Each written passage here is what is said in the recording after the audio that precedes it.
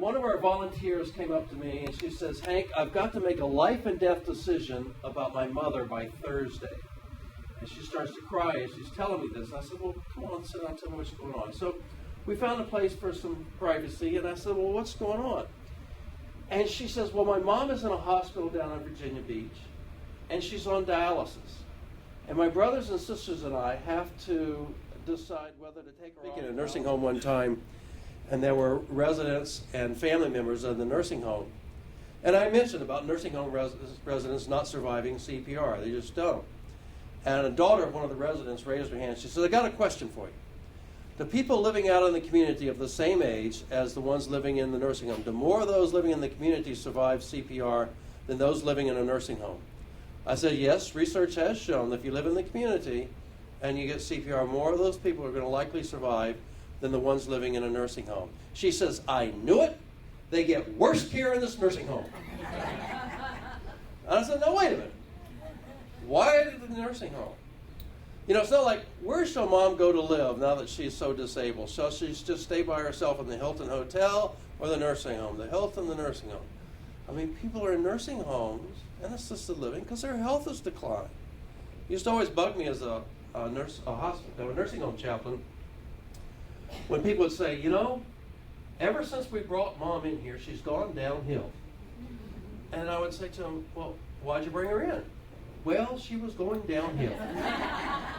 I mean, sadly, the trajectory at the end of life is a slow, sometimes faster decline. Occasionally some plateaus, but really you don't ever get that much better as you get worse and worse. A lot of times what we say, because of patient autonomy, if they want to have CPR, then we will give it to them because of autonomy. Well, what kind of autonomy is that? When you're offering a treatment that won't work, is this really autonomy? Is it really an autonomous decision? Like that's more of a philosophical question for you to consider. I know it's very difficult to write a policy, what we call futility policy. That is, we can withhold CPR from people knowing it won't work, and institutions really shy away from doing that. So I don't want to get into that discussion. If the patient and the family are requesting CPR when there's no reasonable medical benefit, then find out the core issues and address them, which I did address. Lastly, do not resuscitate or no CPR does not mean do not care. And a lot of times people will say, and I've had families say this to me, you know, when mom's dying, you're going to do nothing? You're just going to let her die? And I said, oh no, we do lots for dying patients. You know, we keep them clean and dry and turn. If they need pain, they'll get pain medication. If they're having a hard time breathing, they can get oxygen. They'll clear their airway. You can come in and sit with them. You can get them in bed with them and hold them. There are lots we do for dying patients. So, in the same conversation that we talk about do not resuscitate order, we talk about all we will do.